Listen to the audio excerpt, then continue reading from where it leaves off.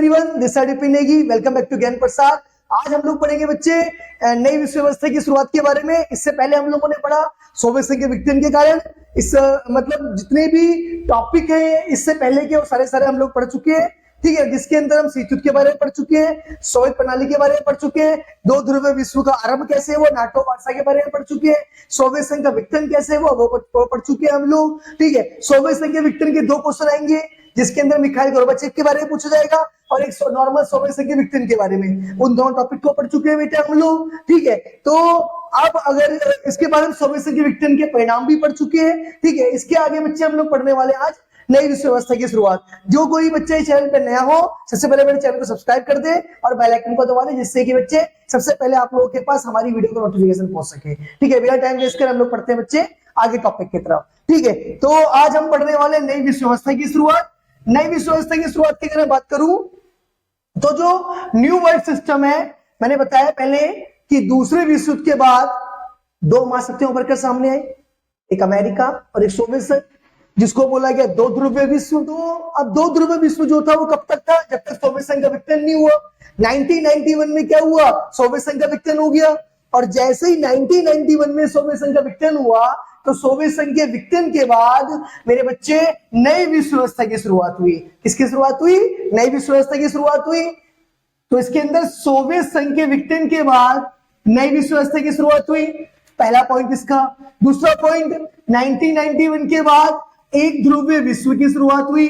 ध्रुवीय मतलब क्या होता है, महाशक्ति। मैं आप लोगों को पहले ही बता चुका हूं उसके बारे में। तो 1991 के बाद क्या हुआ, एक ध्रुवीय विश्व यानी कि एक महाशक्ति के विश्व की शुरुआत हुई, जिसे बोला गया अमेरिकी वर्चस्व, यानी कि अमेरिकी वर्चस्व की शुरुआत हुई। अमेरिका के नंबर 1 बनने की शुरुआत हुई। कब से शुरू हुई, 1991 के बाद से।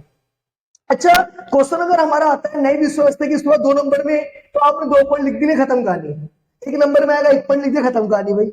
लेकिन मान लो अगर यही क्वेश्चन 4 नंबर में आ जाए तब क्या लिखोगे भैया, 2 पॉइंट तो लिख रहे थे तो तब ध्यान रखें आप लोगों ने नई विश्व व्यवस्था के अंदर प्रथम खाड़ी युद्ध का टॉपिक को ऐड करना है, ठीक है। तो प्रथम खाड़ी युद्ध क्या है एक बार हमसे समझते हैं। अब हमसे खाड़ी का मतलब क्या होता है, जिस देश में प्राकृतिक रूप से पेट्रोल निकलता है उस देश को खाड़ी देश कहते हैं। क्या बोला मैंने, जिस देश में प्राकृतिक रूप से पेट्रोल निकलता है उस देश को खाड़ी देश कहते हैं। क्या कहते हैं मेरे बच्चे, खाड़ी देश कहते हैं, ठीक है। आप जैसे कि हम लोग अपनी बात करें, हमारे देश में अगर हम गड्ढा खोदे, हम लोग सबमर्सिबल करवाए, तो हमारे यहाँ पे क्या आने वाला है, हमारे यहाँ पे सिर्फ क्या निकलेगा, पानी निकलता है ना। और जिन देशों पे गड्ढा खोदने पे पेट्रोल निकलता है उन देश को गल्फ कंट्री कहते हैं। खाड़ी मतलब होता है गल्फ, यानी कि गल्फ कंट्री कहते हैं, यानी कि खाड़ी देश कहते हैं, ठीक है। तो यहाँ पर बच्चे, यहाँ पर देखो प्रथम खाड़ी युद्ध हम लोग पढ़ने वाले हैं। प्रथम खाड़ी युद्ध कैसे हुआ, कब हुआ, ठीक है, इसको हम लोग समझते हैं एक बारी। अगस्त 1990 में, कब, अगस्त 1990 में इराक ने कुवैत पर आक्रमण किया। किसने आक्रमण किया, इराक ने कुवैत पर आक्रमण किया। ध्यान रखें इस बात को, विश्व व्यवस्था में क्या होता है, जब भी कभी कोई एक देश किसी दूसरे देश पे आक्रमण करता है तो वो आक्रमण करने का कारण बताता है कि भाई मैं आक्रमण क्यों कर रहा हूं। किसको बताता है, यूएनओ को बताता है। जैसे कि हम लोग हैं, जब भी कभी क्या होता है भाई, अगर हमारी किसी लड़ाई होती है तो हम अपने पेरेंट्स को जवाब देते हैं ना। हम घर पे आते हैं, पेरेंट्स पूछते हैं हाँ भाई क्या लड़की आ रहा है, तो हम क्या बोलते हैं, मम्मी गाली वगैरह मार दिया, पापा गाली वगैरह मार दिया, बात समझ आ रही है। तो हम लोग अपने पेरेंट्स को जवाब देते हैं ना, ठीक है। तो सेम ऐसे ही क्या होता है विश्व व्यवस्था के अंदर, जब भी कभी कोई एक देश किसी दूसरे देश पर आक्रमण करता है तो जो आक्रमण कर रहा है, आक्रमण करने वाला देश कारण बताता है कि भाई मैं इस पे आक्रमण क्यों कर रहा हूं। किसको बताता है, यूएनओ को बताता है। तो यहां पे आक्रमण इराक ने किया। जब इराक ने कुवैत पर आक्रमण किया तो इराक ने कुवैत पर आक्रमण करने के 2 कारण बताए। पहला कारण बताया ऐतिहासिक कारण, दूसरा कारण बताया तत्कालीन कारण। तो ऐतिहासिक कारण में उसने बताया कि भाई जब तक अंग्रेज लोगों ने हम पे राज नहीं किया था, जैसे कि लाइक आप आज देख के एक एग्जांपल समझो, जैसे कि मान लेते हैं जब तक अंग्रेजों ने हम पे क्या नहीं किया था भाई, रूल नहीं किया था, तब तक क्या था, भारत पाकिस्तान एक थे, इंडिया पाकिस्तान एक थे। लेकिन जैसे ही क्या हुआ, वो लोग राज करके जाने लगे तो उन्होंने पाकिस्तान और इंडिया को अलग अलग कर दिया और बीच में क्या छोड़ दिया, कश्मीर मुद्दा। इसको लेकर आज तक हम लड़ते आ रहे हैं। तो सेम ऐसे ही इराक बोल रहा है कि जब तक अंग्रेज लोगों ने हम पे राज नहीं किया था तब तक कुवैत मेरा हिस्सा था। अंग्रेज लोगों ने राज किया और राज करके जाने लगे तो उन्होंने कुवैत को मुझसे छीनकर भाई हटा दिया, बगल में डाल दिया। तो भाई मैं अपने उस हिस्से को ले रहा हूं, इराक बोल रहा है। ऐतिहासिक कारण समझ में आ रहा है? ऐतिहासिक कारण में क्या बोल रहा है? कुवैत मेरा हिस्सा था, मैं अपने हिस्से को ले रहा हूं, पहला कारण। दूसरा कारण उसने बताया तत्कालीन कारण। तत्कालीन कारण मतलब प्रेजेंट कारण। उसमें इसने बोला कि भाई कुवैत जो है ना अपनी जमीन से गड्ढा खोद रहा है। क्या खोद रहा है? गड्ढा खोद रहा है। ठीक है, कभी आपने देखा है हेडपंप लगते हुए? समरसीबल जो होता है हेडपंप लगता है। हेडपंप में क्या होता है, जब भी हम कभी हेडपंप लगवाते हैं, बर्मा लगवाते हैं, तो क्या होता है भाई, बहुत गहरा गड्ढा किया जाता है। गड्ढा कहां तक किया जाता है? जब तक पानी ना आ जाए, है ना। और मान लो ऐसा हो जाए कि भाई प्लम्बर गड्ढा करने पे लगा हुआ है, पानी नहीं आ रहा, वो अंदर उसके बोल रहा है मालिक पानी नहीं आ रहा, तो हम क्या बोलेंगे भाई? अब भाई क्या करें फिर, पानी कैसे लेके आए? तो बोलेगा एक आइडिया मालिक। क्या आइडिया बताओ भाई? सामने घर में पानी आ रहा है, तो एक काम करते हैं, अपनी जमीन से गड्ढा करते हैं, गड्ढा हो ही रहा है, और तिर्रेक लाइन बिछाते हैं। तिर्रेक मतलब तिरछी लाइन। कौन सी लाइन? तिरछी लाइन बिछाते हैं। तो क्या बोला उसने भैया कि अपनी जमीन से गड्ढा किया और गड्ढा करके तिरछी लाइन बिछा दी और बर्मा लगा दिया। तो अब क्या होगा भैया, जब बर्मा चलाऊंगा तो पानी किसके यहाँ का आएगा भैया? वहां के सामने वाले घर का आएगा। पाइप तो मैंने वहां लगा दिया ना भाई, गड्ढा अपने यहाँ पे किया, सबको लग रहा है भाई गड्ढा का हो रहा है, अभी सर के यहाँ पे हो रहा है, और पानी भैया मैं नाम चला रहा हूँ, तू बर्मा चला रहा हूँ, पानी आ रहा है भैया, लेकिन पानी आ कहां कर रहा है? सामने वाले का। क्यों? क्योंकि मैंने क्या करा, मेरी जमीन में पानी आ ही नहीं था, मैंने यहाँ से गड्ढा गिरा, गड्ढा करके तिरछियां बिछा दी। तिरछियां बिछाई कहां कर दिया भैया? सामने वाले घर का पानी ले लिया मैंने। उसको कब पता लगेगा? जब वो गड्ढा करेगा। तो ये क्या हो रहा है? ओ भाई साहब, कर दी चोरी इसने, ये पता लगेगा ना उसे, उससे पहले तो पता लगेगा नहीं। ठीक है, तो यहाँ पे ध्यान दो, इराक ऐसे ही बोल रहा है। मान लेते हैं हम लोग ये ऐसे करके, ये इराक है और ये कुवैत है।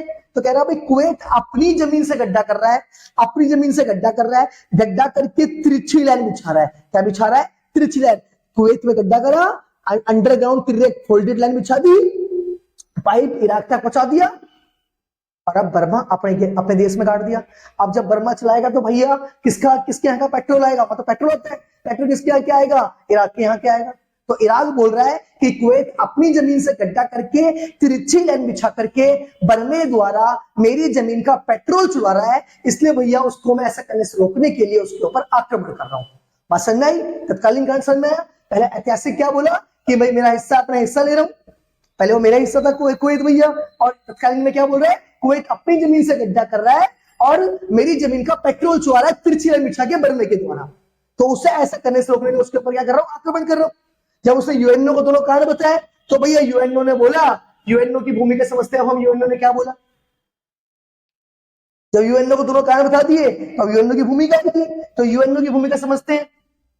संयुक्त राष्ट्र संघ ने बोला, यूएनओ क्या है? पहली बात तो यूएनओ क्या है? एक वैश्विक संस्था है, यूनाइटेड नेशंस ऑर्गेनाइजेशन, संयुक्त राष्ट्र संघ, जिसका गठन कब किया गया था? दूसरे विश्व युद्ध के बाद 24 अक्टूबर 1945 को बनाया गया था इसको। इसका बेसिकली उद्देश्य था कि भैया हमें तीसरे विश्व युद्ध को होने से रोकना है। ठीक है ना। तो अब यूएनओ को ऐसे पता लगा कि भाई इराक ने कोई पर आक्रमण कर दिया, मेरे मना करने पे भी आक्रमण कर दिया।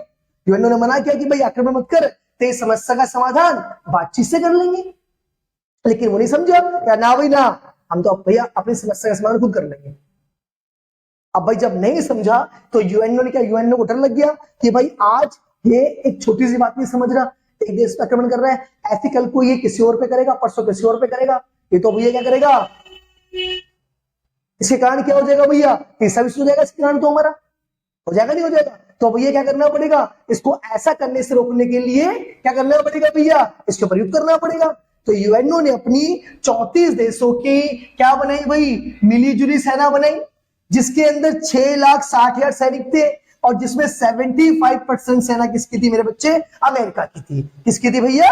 अमेरिका की थी। ठीक है, एक बार ध्यान समझे, एक बार दोबारा। यूएनओ ने क्या रोल निभाया? यूएनओ ने जब मना किया इराक को युद्ध करने से, इराक ने फिर भी नहीं माना, तो यूएनओ ने भैया उसको रोकने के लिए क्या करा, अपनी 34 देशों की मिलीजुली सेना बनाई और सेना बना करके 34 देशों की मिलीजुली सेना बनाई जिसके अंदर 6,60,000 सैनिक थे और इन सैनिकों में 75% सेना किसकी थी मेरे बच्चे, अमेरिका की थी। ठीक है, यूएनओ के अंदर एक रूल होता है कि जो भी आर्मी बनती है, जो भी मिलिट्री सेना बनती है, ठीक है ना, जो भी पीस कीपिंग फोर्स बनती है, ठीक है, उसको लीड कौन करता है, जिस देश की सेना यानी कि जिस देश के सैनिक, जिस देश की आर्मी इस मिलीजुली सेना के अंदर ज्यादा होती है वही उस आर्मी को लीड करता है। ठीक है, वही उस सेना को लीड करेगा। ठीक है, तो यहाँ पर सेना किसकी, अमेरिका की है, तो लीड कौन करेगा भाई, इसको अमेरिका करेगा। ठीक है, तो अमेरिका ने इस आर्मी को लीड किया, यानी कि इस मिलिट्री सेना को, इस पीस कीपिंग फोर्स को भाई क्या करा, उसने लीड किया। ठीक है, और उसने क्या करा भैया, इराक के ऊपर आक्रमण कर दिया। ठीक है, जब उसने इराक पर आक्रमण किया तो इस युद्ध के अंदर अमेरिका का साथ किसने दिया भाई, जो अरेबियन कंट्री में यानी कि इराक के बगल में एक देश था सऊदी अरब से मदद मांगी और सऊदी अरब ने क्या करा भैया, इसकी मदद करी। किसकी मदद करी बच्चे, भैया अमेरिका की मदद करी। ठीक है, पहले जहाज क्या हुआ भैया, सऊदी अरब में उतर करके क्या करा उन्होंने भैया, फिर इराक के ऊपर अटैक किया। ठीक है, पहले क्या हुआ, पहले जहाज अमेरिका से सऊदी अरब में उतरे और उतर करके वहां से फिर किस पे अटैक किया बच्चे, इराक पे अटैक किया। ठीक है ना, तो इसी को क्या बोलते हैं हम लोग, प्रथम खाड़ी युद्ध कहते हैं। और इसी को क्या कहा जाता है भैया, इस प्रथम खाड़ी युद्ध को ऑपरेशन डेजर्ट स्टॉर्म के नाम से भी जाना जाता है। ठीक है, समझ में आया, इसके और नाम है, एक बार और समझ ले। पहला नाम है प्रथम खाड़ी युद्ध, दूसरा नाम है ऑपरेशन डेजर्ट स्टॉर्म और तीसरा इसका नाम है कंप्यूटर युद्ध। ध्यान रखिए इस बात को, इसे कंप्यूटर युद्ध भी बोलते हैं। इसे क्या बोलते हैं, कंप्यूटर युद्ध, कंप्यूटर वॉर भी बोलते हैं इसे। ठीक है, याद रहेगा बच्चे, अगर क्वेश्चन आता है प्रथम खाड़ी युद्ध, ऑपरेशन डेजर्ट स्टॉर्म, कंप्यूटर युद्ध, किसी भी तरीके से अगर इसका क्वेश्चन आता है तो आपने आंसर क्या लिखना है, यही वाला आंसर लिखना है। ठीक है, आई होप कि बच्चे आपको टॉपिक समझ में आया हो। ठीक है, मिलते हैं नेक्स्ट वीडियो में, जब तक के लिए ओके बाय, जय हिंद।